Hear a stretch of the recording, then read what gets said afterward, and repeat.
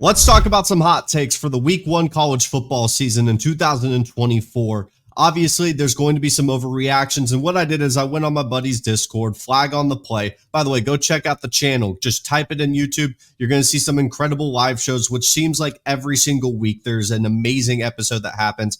And I'm on there, so it's a shameless plug. But I basically added the entire server and said, hey, give me your hot takes for the college football season for just week one. Some of them do blend with the preseason because you can't make a crazy take after week one, although there's a couple in here. And I thought that I would pull from those. We'll talk about them. I don't really have a scale. It's just going to be straight up reacting to these hot takes. Side note, I've already done one shameless plug. Let's get the other one out of the way. It's for this channel, man. And all I'll ever ask of you is just give me a chance to talk football with you, whether that's a like, a comment, subscribe. We have some great momentum building into the rest of the year. My goal is 1,000 subs by the end of 2024, and I really do think we can achieve that. So genuinely, thank you for any support that you can give me, and let's go ahead and dive right on in. The first one on the board, Jaxson Dart's the Heisman, folks. It's over. The season is done. Jaxson Dart is your 2024 Heisman. Obviously, I'm joking. He didn't even play in the second half because they just straight up destroyed Furman, and it's pretty clear as day Lane Kiffin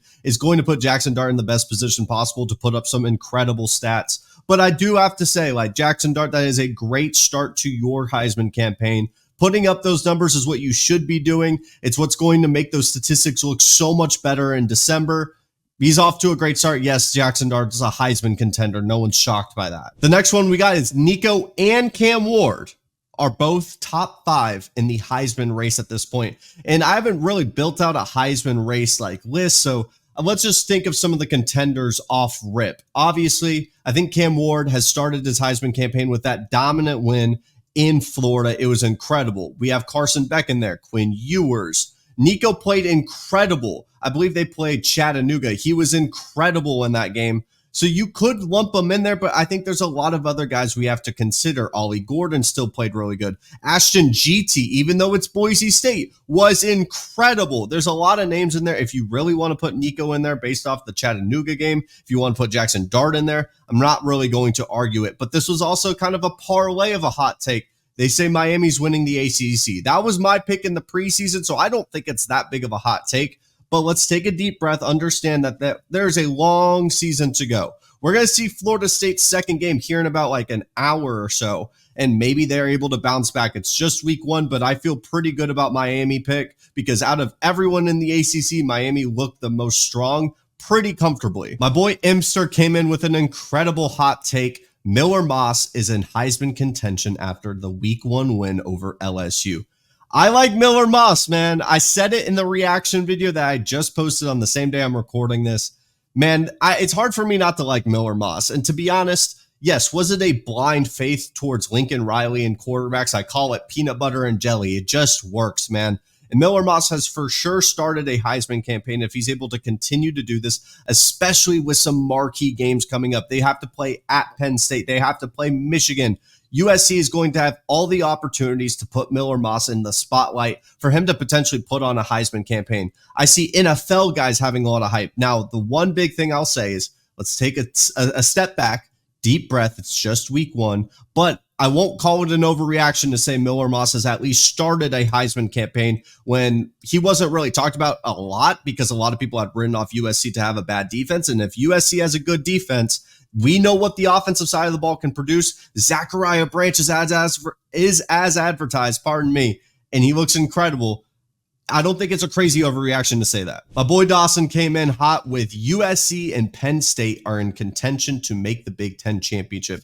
I will say Penn State, yes. I think before the season you could have said that because they've always kind of slotted themselves as like number 3-ish, just because I was really low on Michigan. And I remember I made a TikTok saying rank like Ohio State, Oregon, Michigan, Penn State. And I had Michigan at number 4 because the concerns I had about the offense, we just saw in week one. Obviously don't want to overreact, but They didn't look great. They still don't know who their quarterback is. So I am happy that Penn State looked really good in that West Virginia game, but I'm going to see a little bit more, especially just knowing it was a finicky, kind of weird game. You had West Virginia like having some real moments to push the ball downfield, and they weren't able to capitalize. Then you had the massive weather delay. So I'm going to have to see it again from Drew Aller, but it is promising that he is starting the season off on a right foot, especially knowing that I picked West Virginia. So I was just wrong on that take, but you'll see me talk about that in the Pick'em video later this week. But let's talk about USC, because I think that's where the hot take really lies. USC in Big Ten title contention. Well, let's talk about, are they going to be better than Oregon? Are they going to be better than Ohio State, Penn State, maybe even Michigan if they're able to bounce back? That's a tall task, especially knowing that this team has to play Penn State, Michigan, and Notre Dame to finish the year. And we saw how good Notre Dame made that entire defense look, and not to mention made Connor Wigman look horrific. Obviously, week one. I don't need to say it. You understand what I'm talking about. So USC, just like the Miller-Moss Heisman take, is going to have a lot of opportunities, but it doesn't mean that their schedule is easy. I'm very fascinated what they could do for the rest of the year. Lucas hit us with Omarion Hampton is the best running back in UNC history. I'm not going to say that after week one, but I'm going to give Lucas the benefit of the doubt. Javonte Williams was really, really good. They've had some pretty good running backs back there. I'm not going to say that right now. He also said they were going to be a top 20 team in the nation. If you can't tell, Lucas is a North Carolina fan. Shout out to Lucas. We have another one. Is Oregon and Dylan Gabriel still favorite to win it all after barely squeaking by Idaho? I agree. I don't think this should be seen as a hot take. This should just be seen as an opportunity to talk about how do not overreact to the Idaho game. As soon as Boise State comes into town and they're able to push the ball, then let's talk. Oregon didn't turn the ball over a ton. They didn't look very sloppy. I guess they look sloppy in the sense of penalties, because I didn't watch the full game, and I watched a lot of recaps and reactions to fans, because the biggest question was, how can you put up that many yards and that little of points? It sounded like it was a lot of penalties. If there's Oregon fans that are watching this right now, I would love to hear some more context. But it'd be one thing if Dylan Gabriel came out and played bad. It'd be one thing if, Tez Johnson looked bad. And Evan Stewart didn't even play that much, I wouldn't say didn't play as much. He didn't get a lot of targets. He didn't get a lot of statistics. And so I think that might be the worst version of Oregon we see all year. They are still the team, I think, as advertised. They didn't start off great. I still believe that they're going to come in and dominate Boise State and be the team that we expected them to be. I'm not worried about Oregon. And we have another hot take. This one's really tough because I got to have like a list of wide receivers to talk about. But he says, DJ, my man, goes with Jeremiah Smith and Ryan Williams are already top 10 wide receivers in all of college football. Is it that crazy to think about? Jeremiah Smith looked as advertised. One of the best true freshmen I think we've ever seen. Not to mention Ryan Williams. 2 catches, 2 touchdowns, and a bunch of yards. The Ryan Williams one I want to take a step back with, and maybe even Jeremiah Smith. I don't want to be like pick and choose what I want to value, because they both were playing cupcake team. And I'm sure there's a laundry list of wide receivers we can talk about. I mean, you have T-Mac, you can even throw in Travis Hunter, Luther Burden, Tez Johnson, Evan Stewart, all these different guys. And the list gets really difficult on where would you slot Jeremiah Smith? Where would you slot a guy like Hollywood Williams? Mind you, Hollywood Williams is 17 years old. 17-year-olds should not be able to do this. 17-year-olds should not be able to look this good and be this electric on an offense that is going to demand a lot from him. 17-year-olds should be going and studying in their high schools, but Ryan Williams is damn good. So they are on the trajectory for top 10. I do think it's a little bit of an overreaction just based off the competition they were playing, but they look very exciting. And I think Jeremiah Smith obviously had a lot of hype behind him. And Ryan Williams was kind of seen as, yeah, he looked and had a great fall camp. Yeah, he's only 17 years old. But do we really know what his impact going to be off rip? Well, we see that Jalen Milroe does like a deep ball, and Ryan Williams is probably going to be catching a lot of those. Dare I say Miller Moss over Caleb Williams? No.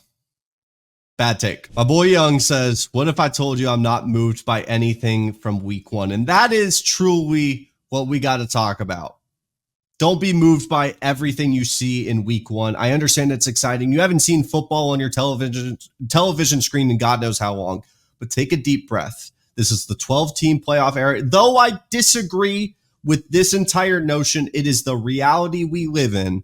just because you lose in week one, just because you win in week one, does not define your season. It just means your first step was either one forward or one back, and you have a long road to potentially being a playoff team just because you can take a couple losses, especially if you're an SEC team, a Big Ten team. Now, for Florida State, bounce back against Boston College. A lot of people want Boston College to win that game. Castellanos, their quarterback, looks electric, but we're not here to preview that. That was the hot takes video. I understand, they may have been a little lukewarm. Let's see in week 2 when things get a little bit more spicy and we progress. So if you want to be in next week's video, leave a comment on the video. I would love to hear what you guys have to say. But with that being said, thank you guys so much for watching today's video and have a fantastic rest of your day.